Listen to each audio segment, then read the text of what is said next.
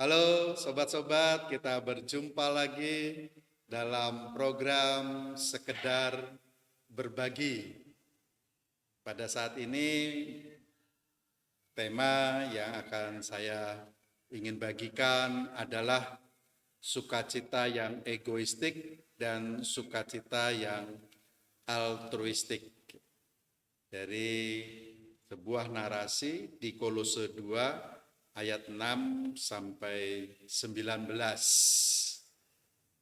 Semoga memberikan manfaat bagi kita untuk membangun model sukacita di dalam hidup kita. Kapan kita merasa bersukacita? Apalagi mau menyambut hari raya ya. Biasanya kita memiliki paradigma tentang sukacita di dalam Tuhan Yesus itu adalah kelimpahan. Ketika kita sukses, ketika kita mendapatkan keuntungan, ketika kita mendapatkan penambahan-penambahan yang sifatnya material. Jadi sukacita itu memang paradigma kita seringkali adalah material. Salah? Oh ya enggak. Tidak ada salahnya. Sangat manusiawi sekali dan tidak salah. Tetapi ini belum cukup, sobat-sobat. Materi itu bukan tujuan kita, tetapi konsekuensi dari kinerja kita. Yesus bersabda, bekerjalah bukan untuk makanan yang dapat binasa, melainkan makanan yang bertahan sampai kepada hidup yang akan diberikan oleh anak manusia kepadamu. Yohanes 6 ayat 27. Tentu Yesus tidak naif. Tetapi kita diajak sobat-sobat untuk berkarya, untuk berpelayanan, untuk bekerja, supaya lebih dari sekedar apa yang kodrati. Yesus meminta kita untuk lebih dari itu. Apakah kita dapat merasakan sukacita ketika kita menerima salib? Apakah kita bisa bersukacita ketika kita diberi tugas-tugas pelayanan yang menurut kita, wah berat ini. Seringkali kita merasa sedih. Nah kadang-kadang kita seperti orang-orang yang tamak, yang berbondong-bondong mencari Yesus kemanapun Yesus berjalan. Sampai para muridnya berkata, guru lihat orang-orang mencarimu. Tapi apa jawab Yesus saudara-saudara? Yesus berkata, aku berkata kepadamu sesungguhnya kamu mencari aku bukan karena kamu telah melihat tanda-tanda yang aku kerjakan, melainkan karena kamu telah kenyang makan roti yang aku berikan kepadamu. Dalam Yohanes 6 ayat 26 saat dibaca di perikop sana bagaimana orang terus mengikuti Yesus setelah mendapatkan makanan dengan 5 roti dan 2 ikan. Jadi kita mencari Yesus untuk mendapatkan sesuatu. Mencari Yesus untuk keuntungan pribadi kita. Mencari Yesus untuk menambah aset kita dan seterusnya. Nah itulah sebabnya seringkali kita terjebak. Kita mau rotinya, kita mau surganya, kita mau selamatnya. Tetapi kita tidak mau bilur-bilurnya. Kita tidak mau berjalan di jalan salibnya. Kita tidak mau berjalan di jalan Golgotanya. Seandainya toh kita dapat sebisa mungkin yang paling ringan, paling gampang. Pokoknya jangan memberatkan hidup saya. Dan itulah yang sering kita lakukan di gereja kita di dalam pelayanan. Itulah sebabnya betapa susahnya mencari pengurus komisi, guru-guru sekolah minggu, pengasuh remaja, juga majelis. Nah, kita tambah beban. Ya, seringkali kita menyenangi objeknya, tetapi kita tidak senang dengan subjeknya. Orientasi kita pada objeknya, tetapi tidak pada subjek yang memberinya. Suatu ketika ada seorang ayah tugas keluar kota, beberapa hari meninggalkan keluarganya. Saat-saat kosong, ia menelpon keluarganya dan anak-anaknya, betapa senangnya. Dan ketika pulang, sang ayah membawa mainan yang bagus. Anak itu betapa senangnya. Dia ambil, lalu dia berlari keluar rumah. Ia mengajak teman-temannya, ia memamerkan apa yang telah diberikan sang ayah.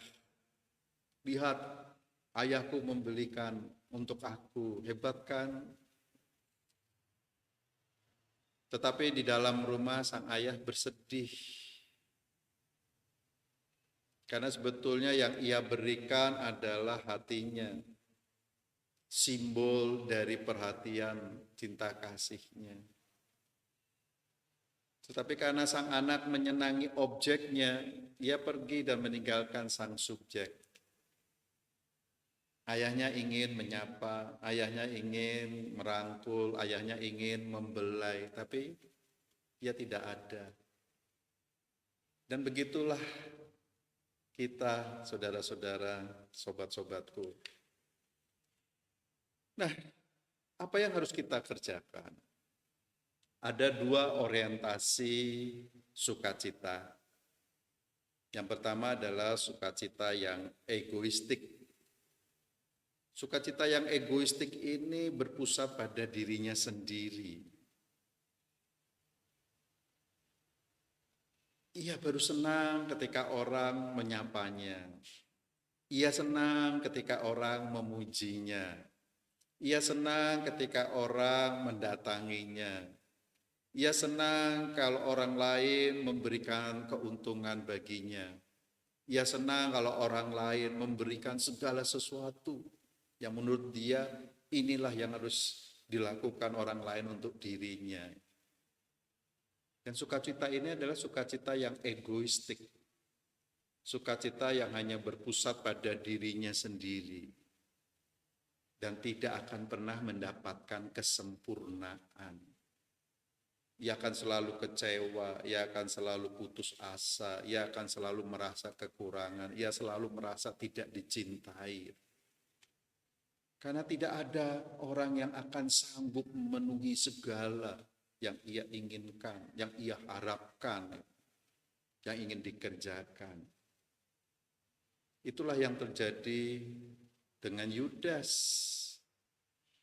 Mengapa ia mencium Yesus, tetapi dia menerima 30 keping perak. Ia mendapatkan sukacita, betapa kecewanya dengan Yesus karena tidak seperti yang ia harapkan. Yesus tidak seperti apa yang dia inginkan. Yesus tidak seperti apa yang dia cita-citakan. Yudas ingin melawan pemerintahan kolonial Romawi dengan kekerasan, dengan senjata, dan itu menjadi lambang Iskariot. Semacam jenis rencong pada saat itu, simbol militansi. simbol perlawanan. Tetapi Yesus berkata tidak. Jangan dengan kekerasan.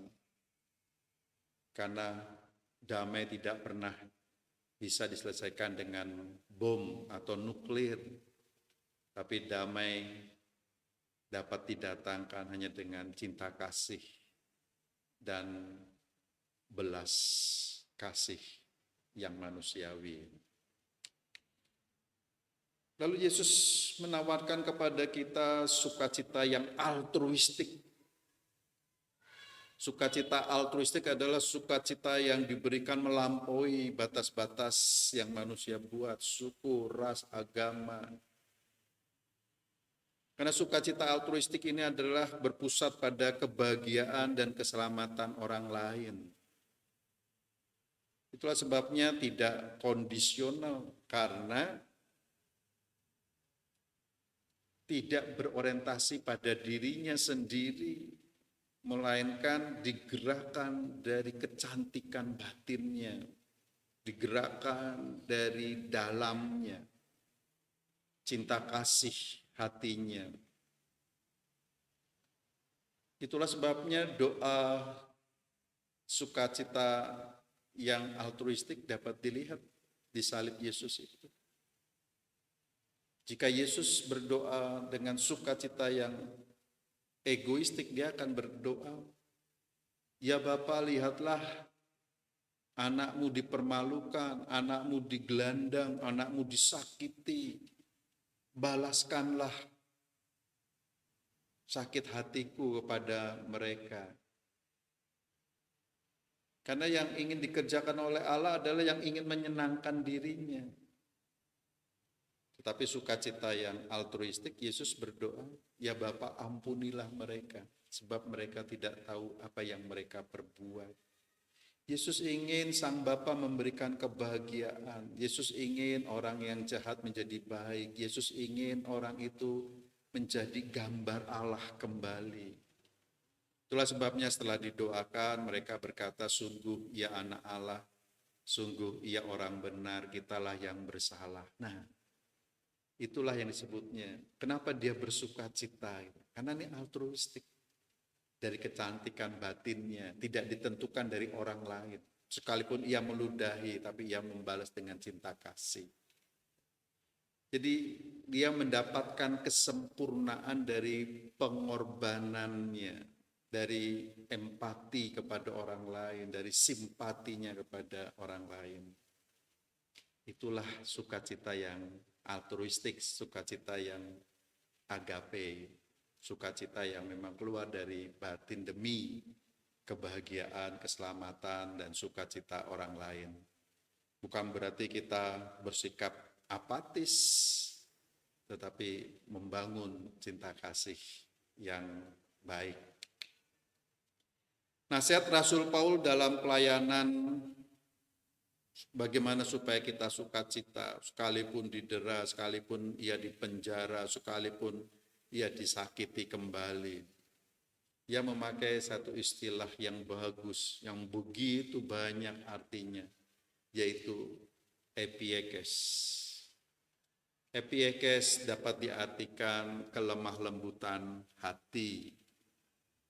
Epiekes dapat diartikan kesabaran hati. Epiekes dapat diartikan kesetiaan dan tanggung jawab. Epiekes dapat diartikan kesiapan mengampuni ketika dilukai atau terluka. Epiekes juga berarti kesetaraan dalam menata kehidupan.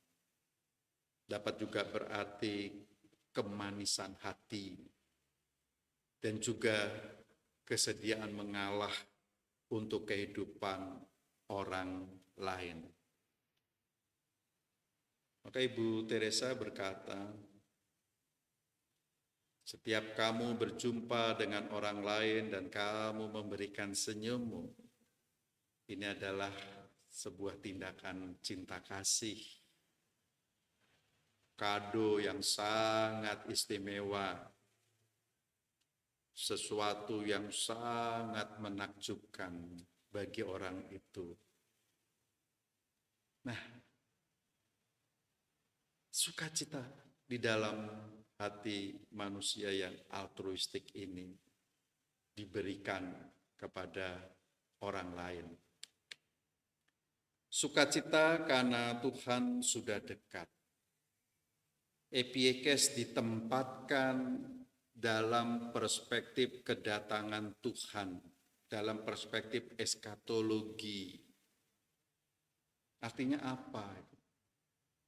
Ketika orang bekerja, ketika orang melakukan pelayanan, ketika orang melakukan karya-karya cinta kasih, jangan ditempatkan di dalam kerangka saya akan mendapatkan pujian, saya akan mendapatkan jempol, saya akan mendapatkan tepuk tangan, saya akan mendapatkan ucapan terima kasih. Itu egoistik. Kita akan kecewa. Tetapi Rasul Paulus menempatkan dalam kerangka eskatologis, kedatangan Tuhan. Jadi berbuatlah baik, bersukacitalah seakan-akan sebentar lagi Tuhan datang, kiamat akan tiba. Gitu. Jadi damai sejahtera Allah akan menyertai kita, menguasai pikiran kita, dan juga akan memelihara kita. Itulah sebabnya Ibu Teresa mengajarkan kepada kita. Kemarin sudah berlalu, esok belum tiba. Mari kita hanya punya hari ini. Mulailah dengan hari ini. Mulailah dengan hari ini. Siapa yang bisa menjamin esok kita masih bisa berjumpa? Kita masih bisa melakukan sesuatu? Belum tentu. Makanya sukacita epiekes itu ya kerjakan. Dengan sukacita dalam pelayanan, dalam cinta kasih, dan sebagainya. Jadi saudara-saudara yang terkasih, orang yang takut masa depan adalah orang yang terlalu menyia-nyiakan hari ini. Kalau kita tidak menyia-nyiakan hari ini, kita tidak akan pernah takut masa depan. Maka Paulus mengajarkan kepada kita, teruslah berakar di dalam Kristus. Pelayanan yang melahirkan sukacita, memikirkan segala sesuatu yang benar, semua yang mulia, semua yang adil, semua yang suci, semua yang manis, semua yang sedap didengar, semua yang disebut kebajikan, semua yang patut dipuji. Maka Allah sumber damai sejahtera akan senantiasa menyertai kita. Nah, itulah sukacita. Ada seorang guru ketika difitnah, dia hanya tersenyum dan memaafkan. Ketika disakiti pun, ia juga memaafkan. Lalu anaknya bertanya, guru, kenapa guru kok tetap bersukacita dan mendoakan orang yang telah menyakiti guru? Lalu dia menjawab, anakku, seperti seseorang yang memberi kamu makanan. Ketika makanan itu kamu terima, maka makanan itu telah menjadi bagianmu. Tapi ketika makanan itu tidak kamu terima, makanan itu tetap milik dia. Maka ketika kebencian, ketika kemarahan, ketika sumpah serapah, ketika dendam kusumat itu diberikan dan disampaikan kepada kita, ketika kita tidak menerimanya, maka kebencian itu tidak pernah menjadi bagian dari hati kita. Kemarahan itu tidak pernah menjadi bagian dari hidup kita.